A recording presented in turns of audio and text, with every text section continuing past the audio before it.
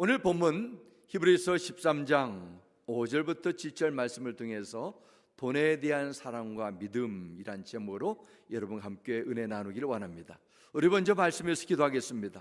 살아계신 여호와 아버지 하나님, 세상의 지식과 사람들의 가지고 있는 정보, 그들의 가지고 있는 추구하는 기술이 아니라 생명의 말씀, 살아계신 하나님의 지혜 말씀을 받고 살기 원합니다. 성령께서 우리에게 깨우침을 주시고 순종할 수 있는 믿음 주셔서 이 세상에 살아가는 날 동안 하나님의 함께함과 풍성한 은혜들도록 축복하여 주옵소서. 예수님의 이름으로 기도드렸습니다. 아멘. 제가 매년 11월 첫 주일에는 청지기 주일로 물질과 또 헌금 생활에 대해서 말씀을 지금까지 전해왔습니다. 어느덧 금년도 10개월이 훌쩍 지나고 11월 첫 주일을 맞이하게 되면서 오늘도 함께 여러분과 돈에 대한 사랑과 믿음, 물질 생활에 대해서 말씀을 전하고자 합니다. 이 시대에 사는 사람들의 가장 큰 관심거리 가운데 하나는 바로 돈에 관련된 것이라고 믿습니다. 어린아이나 학생, 청년, 어른들도 국가와 인류를 초월해서 사람들은 어떻게 하면은 돈을 많이 벌어서 부자가 될 수 있을까? 부자 정도는 아니더라도 풍족하게 여유롭게 살아갈 수 있을까? 이런 고민을 하게 됩니다. 그러나 돈에 대해서 이런 고민을 하는 사람들은 참 무척 드문 것입니다. 돈을 어떻게 많이 버는 것보다도 어떻게 하면은 부자로서 제대로 살 수 있을까? 올바르게 살 수 있을까? 이런 고민을 하는 자들은 무척 적습니다. 아마도 많은 사람들은 나는 부자가 아니다, 아직도 부자가 되기 위해서 열심히 노력하고 돈을 더 모아야 돼, 그렇게 생각하는 것 같습니다. 여러분 어떻습니까? 어떤 사람이 여러분에게 당신 미국에서 열심히 살아왔는데 부자입니까? 아닙니까? 어떻게 대답하시겠어요? 나는 아직 부자가 아닙니다. 아직 몇 년 더 기다려야 돼요. 아마 40, 50대 아니 은퇴할 때쯤 되면 그렇게 대답하실 것입니다. 그 사람은 부자이지만 저는 아닙니다. 세계적으로 보면은 그러한 조사가 있습니다. 1년에 한 가족이 35,000달러의 수입이 있으면은 그들은 전 세계 사람 중 약 75억의 인구 중에 가장 돈을 많이 버는 4%에 속한다고 합니다. 또 1년에 한 가족이 5만 불, 그러니까 한 달에 4,000불 좀 넘겠습니다. 벌면 그 사람은 전 세계 부자 가운데 1%, 나머지 99%보다도 더 경제적으로 잘 사는 것입니다. 이걸 보면 미국에 사는 사람들은 최소한 전 세계 10% 안에 드는 보통 이상의 부자의 삶을 이미 살고 있는 것입니다. 그런데 많은 사람들이 자신이 이미 부자의 재정적인 수준을 가지고 누리고 있는데도 아직도 부자답게 살지 못하고 있습니다. 가난이라는 그런 생각이 들어 있습니다. 우리가 놓치지 말아야 할 것은 어떻게 부자가 되기 위해서 더 많이 고민하고 힘쓰는 것보다는 하나님 앞에서 신실한 그리스도인으로 사는 것, 이것이 더 중요하다고 믿습니다. 진정한 그리스도인이 되기 위해서는 돈에 대한 올바른 이해와 태도에 있어서 뭔가 달라져야 됩니다. 오늘 주시는 말씀을 통해서 여러분의 믿음 생활, 물질에 대한 태도를 한번 진단해 보시면서 하나님께서 인정받는 지혜롭고 신실한 주의 청지기로 그런 믿음의 삶이 나타나게 되시기를 간절히 축원합니다. 첫 번째, 우리는 돈에 대한 주제를 나눕니다. 첫 번째, 가장 중요한 것은 돈에 대한 올바른 가치관을 가져야 됩니다. 돈에 대한 내 마음의 마인드셋이 중요하다는 것입니다. 돈 그 자체는 생명이 없는 물질이요, 화폐의 단위라고 그렇게 제한적으로 볼 수 있지만 사실 돈에는 엄청난 힘이 담겨져 있습니다. 돈을 사랑하는 사람에게는 돈이 그 인생의 방향을 완전히 바꿔놓을 뿐만 아니라 그 사람의 성격, 인간관계, 생활 방식을 형성하는 데 어마어마한 영향을 주게 됩니다. 지금 내 뱅크 어카운트에 얼마만큼의 액수가 들어있느냐에 따라서 그 사람의 감정도 달라집니다. 자신감이 위축되거나 다른 사람부터 피하고 싶어하는 마음이 있습니다. 인생에서 성공을 했느냐 아니면 실패를 했느냐를 돈이 얼마나 많냐 있냐 따라서 구분하는 사람들도 실제로 있습니다. 돈에 대한 바른 관점을 갖기가 어려운 것이 바로 여기입니다. 돈에는 보이지 않는 힘이 있기 때문입니다. 또 다른 이유는 우리는 이 세상에 지금 자본주의 시대에 살고 있습니다. 기업은 물론이요, 학교도 인간의 능력, 미래에 대한 꿈도 돈이라는 기준으로 보면서 돈이 있으면 모든 것을 다 할 수 있고 심지어 행복까지 얻을 수 있다는 그런 선전에 많은 사람들이 세뇌를 당하고 실제로 그것이 진리인 것처럼 살아가는 이 시대에 자본주의 사상에 점점 세뇌가 되었다는 것입니다. 얼마 전에 한국에서 제작한 넷플릭스에서 상영하는 이 오징어 게임이라는 영화가 전 세계적으로 흥행에 성공 거두었다는 뉴스도 여러분이 잘 알고 있을 것입니다. 여러분도 보신 분도 아시겠지만 오징어 게임은 빛에 몰려가지고 더 이상 갈 곳 없는 인생의 한계 상황에 봉착한 인생의 나고자 456명이 처절한 죽음의 게임을 하는 이야기입니다. 1인당 개인 상금 1억 원, 게임에서 패하게 되면 그냥 떨어지는 것이 아니라 죽음을 당합니다. 목숨을 내려고 하는 그런 아주 무시무시한 게임입니다. 남은 자들이 더 많이 죽어나갈수록 그 상금이 점점 쌓이는 것입니다. 상금 456억 원을 바라보며 참가자들은 내 목숨을 내걸고 싸우다가 죽고 게임에 그렇게 탈락되는 것입니다. 그러나 저 먼 곳에서는 돈이 너무너무 많아가지고 인생에 너무 지루한 사람들은 샴페인을 마시면서 죽음의 게임을 즐거움에 차서 바라봅니다. 또한 이 게임에서는 사람을 죽여도 첩이 없다 보니까 연약한 노인네들, 여성들, 힘이 없는 자들은 피해자가 되고 힘 있는 자가 힘을 가지고 무자비하게 자기의 욕심을 위해서 싸우는 처절한 게임입니다. 한쪽에서는 돈이 너무 없어 목숨을 내어놓고 살다가 대부분 다 죽어나가고 다른 쪽에서는 돈이 너무 많아가지고 주체하지 못하는 그런 불평등한 이 세상의 실태를 아마 영화로 보여주기 때문에 전 세계적으로 많은 사람들에게 관심을 열고 갖게 되고 공감을 얻고 흥행에 성공하지 않았나 저는 개인적으로 생각했습니다. 이처럼 돈에는 사람들이 목숨까지 내어줄 정도로 엄청난 힘이 있습니다. 돈이 위험한 것은 일단 이것이 찾아오게 되면은 우리가 알게 모르게 끌려가게 된다는 것입니다. 돈이 넉넉하게 있다가 없어지게 되면 두려움과 염려로 찾아옵니다. 반대로 돈이 없어 힘들게 살다가 갑자기 많이 생기게 되면 사람이 완전히 달라지는 경우도 있어요. 돈이 적당히 있는 사람이라도 자신보다 돈이 더 많이 잘 벌리고 경제적으로 여유로운 사람을 보면 열등감을 느끼게 되고 자신보다 돈이 좀 없는 사람을 보면은 상대적으로 은근히 우월감을 또 가지기도 합니다. 이처럼 돈 자체가 생명이 없는 비생명체의 물질이라 볼 수 있지만 돈이 스스로 가지고 두려워하거나 사랑하는 사람들의 마음과 생각을 쉽게 끌고 조종하는 이상한 힘이 여기에 담겨 있다는 것입니다. 정말 오늘 이 시대도 마찬가지입니다. 지금도 돈 문제로 사람들이 사랑해야 될 형제들끼리 싸우는 걸 보게 됩니다. 돈 때문에 행복하기보다는 불행해져 버린 세상을 가지고 있습니다. 그래서 우리는 그리스도인으로서 하나님의 부름받은 성도로서 하나님 나라의 백성으로서 돈에 대한 바른 성경적인 자세, 가치관을 가져야 될 줄 믿습니다. 누가복음 16장 9절, 11절, 14절 보겠습니다. 내가 너에게 말하노니 불의의 제물로 친구를 사귀라. 그리하면 그 제물이 없어질 때 그들이 너희를 영주할 처소로 영접하리라. 지극히 작은 것에 충성된 자는 큰 것에도 충성되고 지극히 작은 것에 불우한 자는 큰 것에도 불우하니라. 너희가 만일 불우한 제물에도 충성하지 아니하면 누가 참된 것으로 너에게 맡기겠느냐. 예수님께서 주시는 말씀입니다.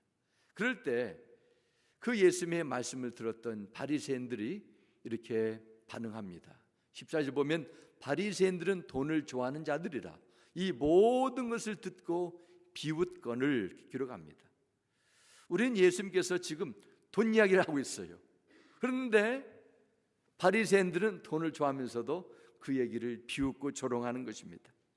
예수님을 믿고 따른다는 것은 그분이 전하는 돈에 대한 말씀도 듣고 순종하는 것을 뜻합니다. 어느 성경책에 의하면 성경 66권에 담겨진 돈과 재물에 관련된 구절이 무려 16,000구절이나 된다고 합니다. 예수님께서도 지옥과 천국에 대한 내용보다 돈에 대해서 많이 언급하셨습니다. 기도에 대한 말씀보다도 돈에 대한 말씀을 2배나 더 하셨어요. 왜 성경은 이렇게 많은 부분에 있어서 돈에 대해서 강조하고 말씀하고 있는 것일까요? 대답은 간단합니다. 신앙생활 속에서 돈이 그만큼 중요하기 때문입니다. 인간의 본심, 마음의 중심에 돈의 자리가 그만큼 우선순위로 이미 다가왔기 때문입니다. 신앙생활에 돈이 중요하다는 것은 돈이 있어야 신앙생활 제대로 한다는 뜻이 아니에요. 돈에 대해서 올바른 태도, 성경적인 가치관이 있어야 여러분이 신앙생활 하나님 앞에 올바르게 할 수 있다는 뜻입니다. 한 번은 종교개혁가 마르틴 루터가 진정한 인간의 회심, 회개가 무엇입니까? 이런 질문을 받았습니다. 마르틴 루터가 이렇게 대답했다고 합니다. 진정한 회개는 머리의 회개와 가슴의 회개, 그리고 돈 지갑의 회개입니다. 머리의 회개란 것은 지적인 변화로 복음과 진리를 깨닫는 것이고, 가슴의 회개라는 것은 내 마음속에 하나님의 사랑으로 하나님의 주신 그 정으로 채워지는 것이고, 그리고 중요한 것은 돈 지갑의 회개입니다. 이렇게 대답하겠답니다. 돈을 어떻게 모으고 돈을 어떻게 쓰냐, 거듭난 성도의 변화된 삶, 회개의 중요한 척도가 될 수 있다는 것입니다. 정말 그렇습니다. 돈과 여러분의 믿음은 엄청나게 깊이 연결되어 있습니다. 우리가 예수 그리스도 안에서 중생의 죄미 있고 참된 주의 제자로 살아가기 위해서는 돈에 대한 이해와 관점이 뭔가 분명히 달라져야만 됩니다. 그러기 위해서 우리는 하나님의 말씀 속에서 성경적인 원리를 발견해야 돼요. 우리 함께 돈을 다스리는 성경적인 3가지 원리, 오늘 말씀을 통해서 나누기 원합니다. 그러면 돈을 어떻게 다스려야 되는가? 성경은 하나님을 예배하고 경유하는 그리스도인들에게 돈을 어떻게 대하라고 말씀하고 있는가 함께 살펴보기 원합니다. 첫 번째는 먼저 자족하는 법을 터득해야 됩니다. 자족하는 법. 히브리서 3장 5절 본문 5절 보면 돈을 사랑하지 말고 있는 바를 족한 줄로 알라. 그가 친히 말씀하시기를 내가 결코 너희를 버리지 아니하고 너희를 떠나지 아니하리라 하셨느니라 말씀합니다. 돈을 사랑하지 말라. 이 구절을 영어 성경에서 보면 그냥 사랑하지 말라 이렇게 노하지 않고 있습니다. 여기에 let your character be free 말씀입니다. 너의 성품이 돈에 끌려가지 말라는 것입니다. 성품, 사람의 마음의 자세, 됨됨이, 인격, 이렇게도 설명할 수 있습니다. 사람들은 이렇게 말합니다. 그 사람 참으로 마음이 좁아 인색해, 이기적인 자기중심적인 사람이야. 속이 보여, 계산적이야. 반대로 마음에 여유가 있고 배려가 있어. 다른 사람을 먼저 배려해. 무슨 근거로 해서 그 사람에 대해서 이렇게 평가를 하죠? 뭐 다른 여러 가지도 있겠지만 대부분의 경우에는 물질에 관련된 것입니다. 성경은 돈이라는 것은 사람의 마음을 조정할 뿐 아니라 사람들의 성품과 생활 방식, 더 나아가서 그 사람의 인생관, 신앙, 인격에까지 엄청난 영향을 줄 수 있는 힘이 있다는 것입니다. 마태복음 4장 말씀 보면 예수님께서 40일 금식하시고 광야에서 사탄의 시험을 받았는데 무슨 시험입니까? 마태복음 4장 9절 말씀 보면 나에게 절하라. 그러면 세상에 있는 모든 것을 주겠다. 돈을 다 주겠다는 거예요. 지금도 사탄은 믿는 자들에게 돈만 따라가라, 그럼 내가 다 주겠다는 것이죠. 그런 시험을 주고 있습니다. 이처럼 강력한 힘을 가진 돈의 지배를 당하거나 돈 때문에 염려와 근심에 빠지지 않으려면 무엇보다도 우리는 5절 말씀처럼 있는 바를 족한 줄로 알라, 자족하는 법을 배워야 됩니다. 이 말씀은 아무것도 사지 않고 가난하게 산다는 뜻이 아닙니다. 돈 때문에 나의 인격이나 나의 믿음이 왜곡되거나 또는 돈이 주는 이 보이지 않는 힘에 눌려 살면 안 된다는 것입니다. 돈에 집착하는 욕심에 빠져서 그것을 쫓아 살면서 인생을 하나님 앞에 풍성하게 살기보다는 불행하게 만들지 말라는 경고의 메시지입니다. 어떻게 돈을 사랑하지 않고 돈에 쫓아가지 않고 자족할 수 있을까요? 먼저는 우리가 하나님의 약속을 믿어야 됩니다. 그러려면 하나님이 누구인가를 알고 그분을 믿어야 됩니다. 5절 말씀에 이렇게 그러합니다. 있는 바를 족한 줄 알라. 그가 누구예요? 여기서 그가요? 히브리서 기자가 아니라 하나님입니다. 하나님께서 이 말씀을 직접 주셨다는 것을 강조하는 것입니다. 어떤 말씀을 주셨어요? 진이 말씀하시기를 내가 결코 너희를 버리지 아니하고 너희를 떠나지 아니하리라 하셨느니라. 아멘. 절대로 내가 너희를 끝까지 책임질 테니까 있는 바를 족할 줄 알라, 자족하라는 것입니다. 그리고 그 다음에 6절 말씀 보면 그러므로 기록합니다. 우리가 담대히 말하되, 6절 보여주시겠어요?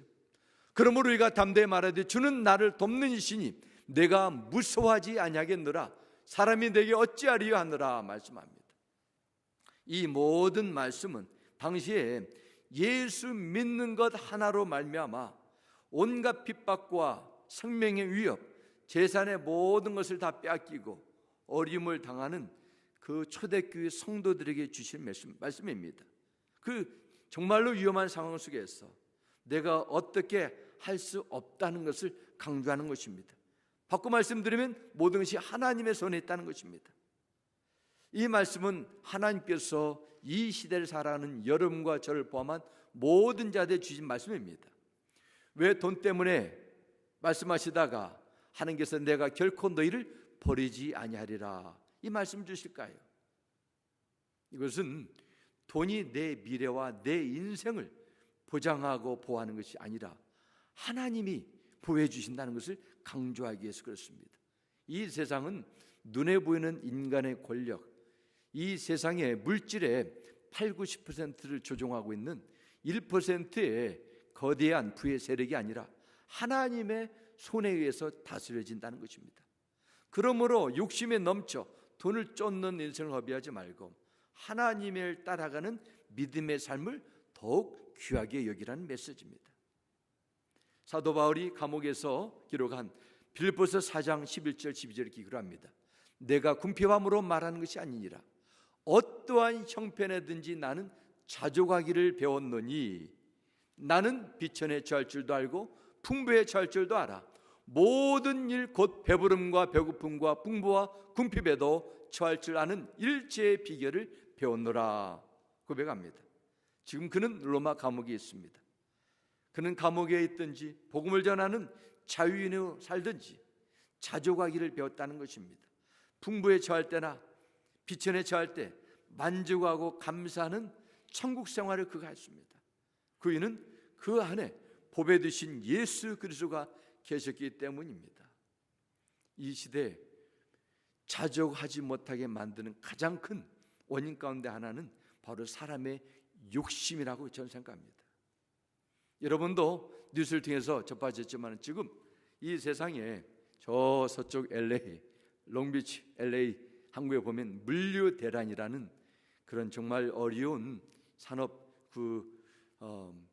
그런 위기들이 계속 이어진다는 뉴스가 들립니다. 왜 물류 대란이 일어날까?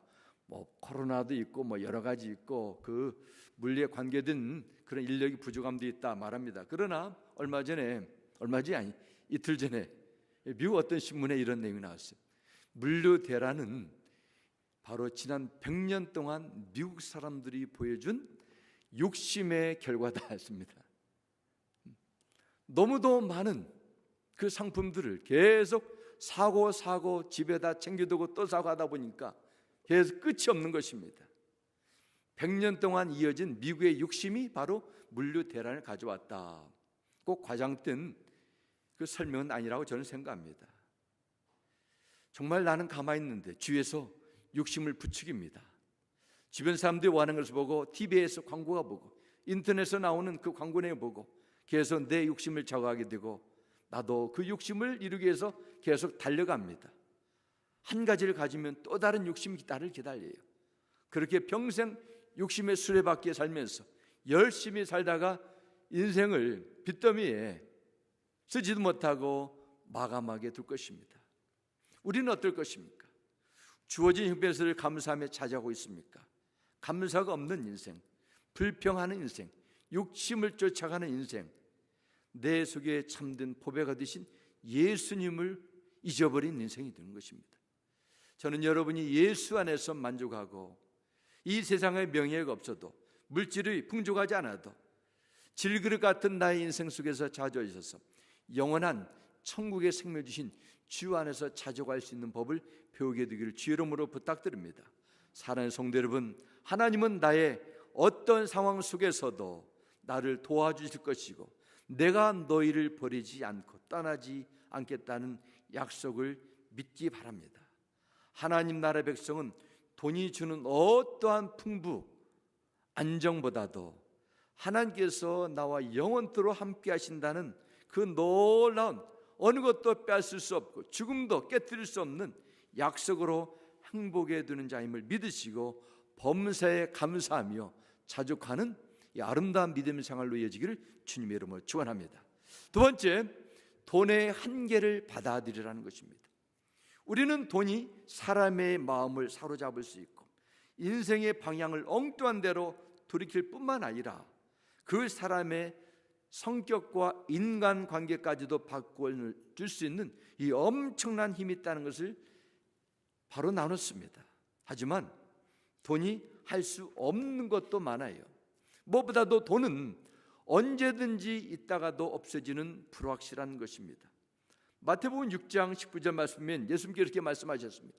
너희를 위하여 보물을 땅에 쌓아두지 말라. 거기는 좀과 동록이 하며 도둑이 구멍을 뚫고 도둑질하느니라 말씀합니다. 여기에 대한 것은 물질의 소유에 대한 한계입니다. 돈을 아무리 평생 쌓아둬도 써보지 못하고 내 손에 빠져나가는 일이 얼마나 많습니까? 보물을 땅에 쌓아두질 말라. 이 주님의 말씀은 재물을 모으기 위해서 지나친 욕심을 가지고 불법을 행하지 말라, 이 의미가 담겨져 있습니다. 성경이 기록될 그 당시, 주께서 말씀하실 당시는 요즘처럼 은행이 있는 그런 시스템이 있는 그런 제도가 아니었습니다. 금, 은, 동, 다른 화폐를 가지고 그냥 땅에다 묻는 것입니다. 금고가 있는 시대가 아니었어요. 그렇기 때문에 땅에다 묻고 마땅히 보관할 장소가 없기 때문에 그냥 그렇게 살았습니다. 이때 주시는 주님의 말씀입니다. 약 10여 년 전에 한국 서울 강남에서 실제로 일어났던 신문에 나온 그 사건입니다. 어떤 집을 고치는 인부가 어느 집에 불나가지고 불난 그 집 안을 고치는데 그 과정에서 뭔가를 벽을 허무는 바람에 보니까 나무 박스가 그 들어있는 거예요. 나무 박스를 열어보니까 신문에 겹겹이 쌓인 저게 금괴지, 금괴. 금괴가 약 130개가 발견된 것입니다. 그런데 인부들이 서로 욕심을 내고 서로 나중에 가져다가 한 사람이 뒤틀어져 가지고 경찰에 고발하는 바람에 나중에 들통이 나게 됐습니다. 그래서 뉴스에 나온 것이죠. 나중에 보니까 사실을 보니까 이미 돌아가신 이 집 주인들은 김모 할아버지가 재산이 있었습니다. 그런데 이 사람은 금을 믿었기 때문에 다 모든 재산을 다 금괴로 바꿔 가지고 그 아무도 모르는 그 집안 벽에다가 집어넣었어요. 그런데 문제는 이 할아버지가 연세가 드시더니 치매가 걸렸습니다. 그리고 숨겨둔 금괴를 잊어버리게 된 것입니다. 그 세상을 떠나게 됐어요. 이 노인의 평생 기쁨은 돈이었습니다. 그리고 이 금괴였어요. 여기에 힘이 있습니다. 그런데 나중에는 가죽도 쓰지 못하고 이 작물을 가지고 온 이 사람들에서 대부분은 쓰고 나중에 금괴 40개를 생존하는 할머니에게 드렸다. 그 뉴스가 나왔습니다. 디모데전서 4장 17절, 18, 19절 이렇게 말씀합니다. 그대는 이 세상의 부자들에게 명령하여 교만해지도 말고 덧없는 재물에 소망을 두지도 말고 오직 우리에게 모든 것을 풍성히 주셔서 즐기게 하시는 하나님께 소망을 두라고 하십시오. 왜 재물에 소망을 두지 말라고 하십니까? 재물은 첫째는 덫이 없기 때문입니다. 덫이 없다는 것은 언제든지 사라진다는 것입니다. 정말 그렇습니다. 우리가 이 세상에 빈손으로 왔습니다. 그리고 하나님께서 부르실 그 순간 또한 우리는 빈손으로 다 떠날 것입니다. 이것은 어느 누구도 어길 수 없는 절대적인 법칙이었습니다. 이 세상에는 우리의 인생 영혼을 기댈 만한 어떤 것도 존재하지 않는다는 이 사실을 인정하셔야 됩니다. 오직 영원하신 창조주 하나님께 소망을 두는 사는 그런 인생관을 선택하라는 것입니다. 그게 살기 위해서는 돈이 내 인생을 사는 목적이 아니라 하나님의 영광을 위해서, 하나님께서 나의 사명을 위해서 쓰임받는 도구가 되어야 돼요. 그런 믿음으로 살기 위해서는 내가 왜 돈을 버는가에 대한 분명한 성경적인 대답을 여러분이 가지셔야만 됩니다.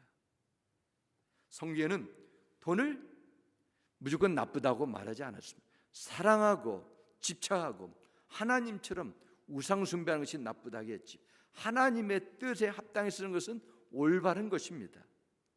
그러기 위해서 우리는 청지기의 삶을 살아야 돼요. 시편 24편 1절 이렇게 말씀합니다. 땅과 그 안에 있는 모든 것, 세상과 그 안에 사는 모든 것들이 여호와의 것입니다 말씀합니다. 성경은 세상에 존재하는 모든 것은 다 하나님의 소유라는 것입니다. 사람에 속한 것은 하나도 없습니다. 전도서 5장 19절 말씀 보면 이렇게 말씀합니다. 하나님이 사람에게 부와 재산을 주셔서 누리게 하시며 정해진 목을 받게 하시며 수고함으로 즐거워하게 하신 것이니 이 모두가 하나님이 사람에게 주신 선물이다 하셨습니다. 하나님께서 이 세상을 살아가는 모든 자들에게 선물로 거기에 맞는 목의 재산과 물질과 부를 누리도록 은혜를 마련해 주셨습니다. 그렇습니다. 여러분이 가지고 누리고 있는 재물은 다 하나님의 선물이고 은혜의 증거임을 믿습니다. 신명기 28장 말씀에도 보면은 하나님께서 이 세상에 사는 하나님의 나라 백성들이 말씀하고 말씀대로 순종하고 살아갈 때 물질적으로 풍성하게 복을 베풀어 주실 것이라는 약속의 말씀이 있습니다. 기본적으로 하나님께서 그리스도인들이 이 세상에 살아가는 날 동안 필요한 것을 지어줄 뿐만 아니라 풍성하게 누리도록 살아갈 수 있는 그분의 마음이 이 약속에 담겨졌다고 믿습니다. 우리가 이 세상에 살아가면서 필요한 것, 풍성히 누리고 살고 있는 모든 것이 다 하나님의 그 신실한 약속의 은혜의 증거임을 믿습니다. 하나님이 주신 복이에요. 이걸 늘 기억하고 사셔야 됩니다. 그러면은 하나님께서 나에게 주신 복의 선물을 내 맘대로 내가 원하는 대로 쓸 수 있습니까? 그건 아닙니다. 돈을 제대로 알고 신앙생활한다는 것은 구체적으로 무엇을 의미할까요? 하나님께서 맡겨주신 돈을 관리하는 것입니다. 지금 하나님의 것이에요. 모든 것이 주인 되신 하나님은 인간을 이 땅에 속한 것을 관리하는 매니저로 부어주셨어요. 그러면 재산 관리인이, 매니저가 할 일이 무엇입니까? 주인이 원하는 대로 잘 관리를 해드리는 것이죠. 이것이 매니저의 책임입니다. 회사에 다니는 직원이 회사의 주인이 원하는 대로 회사를 운영하지 않으면 그 사람은 회사의 잘못을 저지른 것입니다. 어느 회사의 세일스 매니저가 아무리 많은 수익을 거둬탈지라도 그 이익금은 자신 마음대로 쓸 수 없는 것입니다. 회사의 주인을 대신 관리해 주는 역할이기 때문입니다. 이처럼 하나님의 나라 백성은 이 세상 주인 되신 하나님의 것을 매니저하는 거예요. 그러면 하나님의 것을 어떻게 해야 됩니까? 성경에 보면 다양한 매니지하는 그런 말씀이 있지만 주로 세 가지가 있습니다. 첫 번째는 열심히 일해서 많이 버는 거예요. 여러분 열심히 일하셔서 풍성히 버시기 바랍니다. 두 번째는 많이 버는 것을 웨이스트하지 않고 잘 저축하고 투자를 잘 통해서 그것을 증식시켜 나가는 것입니다. 세 번째는 이것을 줄 수 있는 대로 많이 베푸는 것입니다. 나누는 거예요. 많은 사람들이 열심히 벌어서 많이 노하고 투자를 해서 재산을 증식시키는 것에 대한 공감을 하고 관심을 두지만 나누는 이 세 번째에 대해서 상당히 불편한 경우가 있어요. 이것은 돈을 벌고 왜 돈을 저축하고 배가하는 이유를 몰라서 그렇습니다. 왜 우리가 돈을 벌어야 됩니까? 그 이유가 분명해야 돼요. 왜 하나님께서 여러분에게 건강과 생업을 주시고 기회와 지혜를 주셔서 물질을 벌 수 있는 은사를 주셨습니까? 바로 하나님의 선한 사업을 위해 쓰기 위한 목적입니다. 우린 빈손으로 가게 될 것입니다. 그러나 영원한 하나님의 나라에 대한 약속이기 때문입니다. 돈에 대한 사람들의 태도는 다양합니다. 어떤 사람들은 나는 돈이 필요 없기 때문에 나는 벌지도 않고 쓰지도 않겠다, 이런 청부론, 이런 식의 태도를 가지고 있습니다. 이것은 저는 그래서 한 달란트 받은 사람이 그냥 한 달란트 받은 종이 땅에 묻어두는 것 같습니다. 하나님 나라의 백성은 어떠한 주어진 환경에서도 열심히 최선을 다해 살아야 됩니다. 또한 어떤 사람은 너무 여기에 대해서 관심이 많습니다.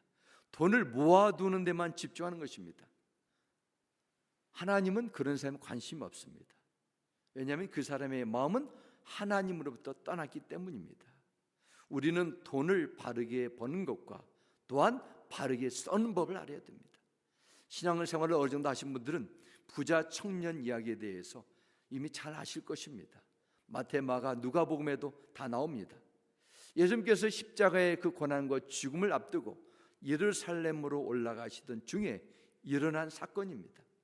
누가복음 18장 18절부터 23절 이렇게 기록합니다.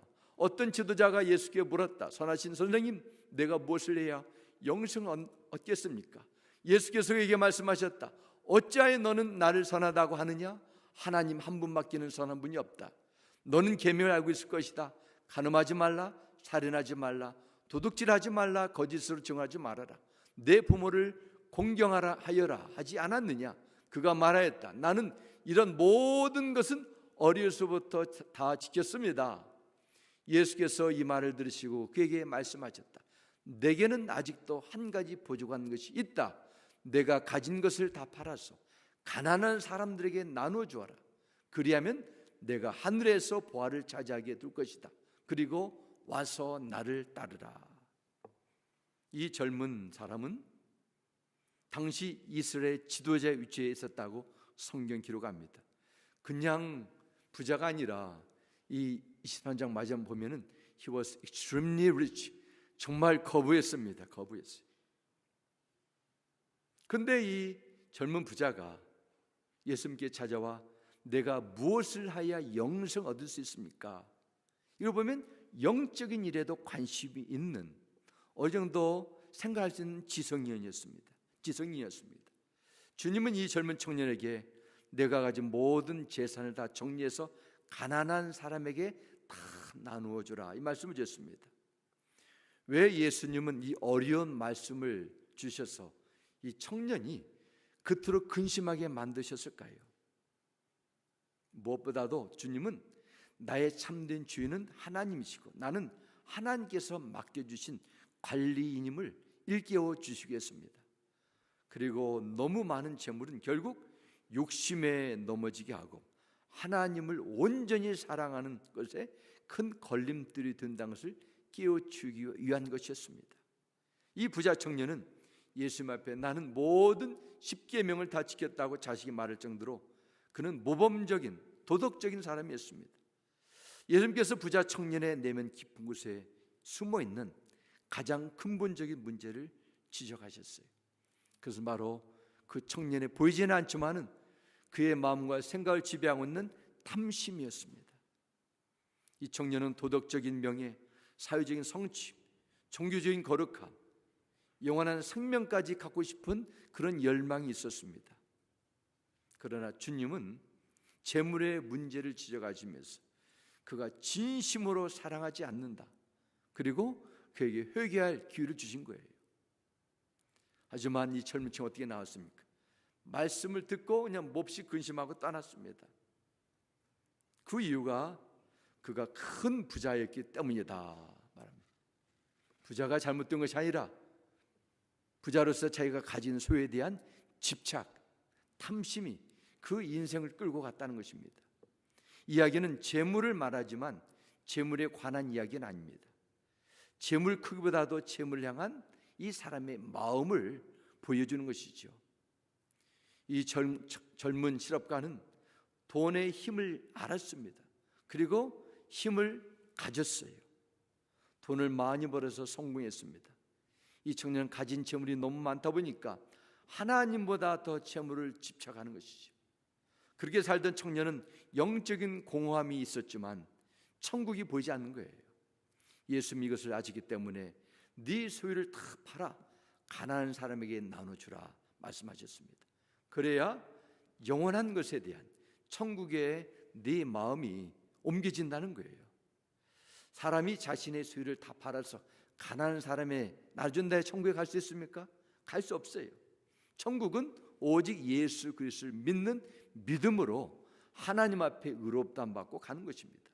인간의 죄의 문제 해결은 선행을 쌓아서 가는 것이 아니라 오직 예수 십자가 안에서 이루어주신 하나님의 선물이기 때문입니다.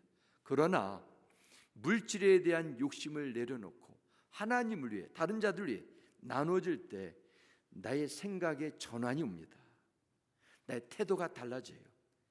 이것을 우리가 하나님께 드리는 예물, 헌금 생활에도 적용될 수 있습니다. 돈을 버는 것보다 더 중요한 것은 하나님 보실 때 돈을 제대로 쓰는 훈련입니다. 왜 돈을 버는 데 대한 분명한 목적이 있지 않게 되면 돈은 방향을 잃어버리고 엉뚱한 데로 갈 수 있습니다.